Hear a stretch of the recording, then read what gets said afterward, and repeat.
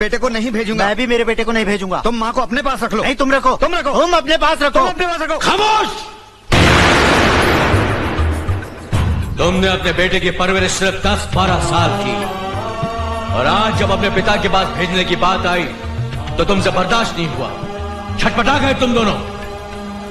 और जिन माँ बाप ने 40 साल तक दिन रात अपने सीने से लगाकर फूलों की तरह तुम्हें पाला, पढ़ाया लिखाया, शादी की, अपनी जमीन जायदाद रुपया पैसा सब कुछ तुम्हारे हवाले कर दिया, उम्र के आखिरी इस दौर में उन्हीं माँ बाप को जुदा करने की सलील हरकत कर रहे हो तुम दोनों।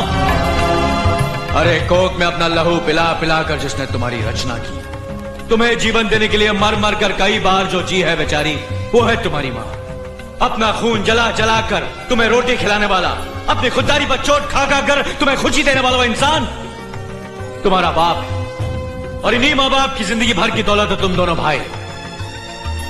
मुझे मालूम है तुम दोनों अपनी माँ को अपने पास क्यों रखना चाहते हो, ताकि वो तुम्हारे घर में खाना बनाए, तुम्हारे कपड़े धोए, तुम्हारे बच्चों की देखभाल करे, और तुम्हारी बीवियां पलंग पे लेटे लेटे हुक्म चलाए।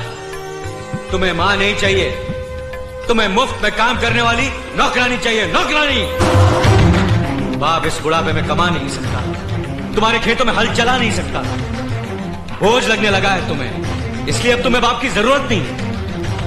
और जिस दिन तुम्हारी मां से भी घर का काम नहीं हो सकेगा, तुम उसे भी कचरे की तरह घर से बाहर फेंक दोगे।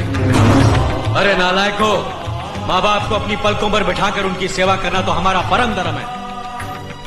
मैं ये नहीं कहता कि मंदिर बनाकर अपने माँ बाप की पूजा करो, मगर किसी मंदिर के सामने अपने माँ बाप को भीख मांगने पर मजबूर तो मत करो। बुढ़ापे में पति पत्नी का रिश्ता दिए और बाती जैसा होता है, बाती को अलग कर दो तो दिया बुझ जाता है। वैसे ही इस उम्र में इन्हें अलग कर दिया तो ये मर जाएंगे। इतिहास गवाह है, जो माँ बाप की इज्जत नहीं करता वो बेटा कभी सुखी नहीं रह सकता। हमें माफ कर दीजिए नाना ठाकुर, हमें माफ कर दीजिए, हमें माफ कर दीजिए।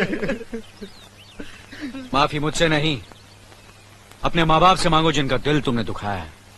अब इनकी आखिरी सांस तक तुम्हें इनकी सेवा करनी पड़ेगी, वरना तुम इस गांव में नहीं रह सकते। यह हमारा फैसला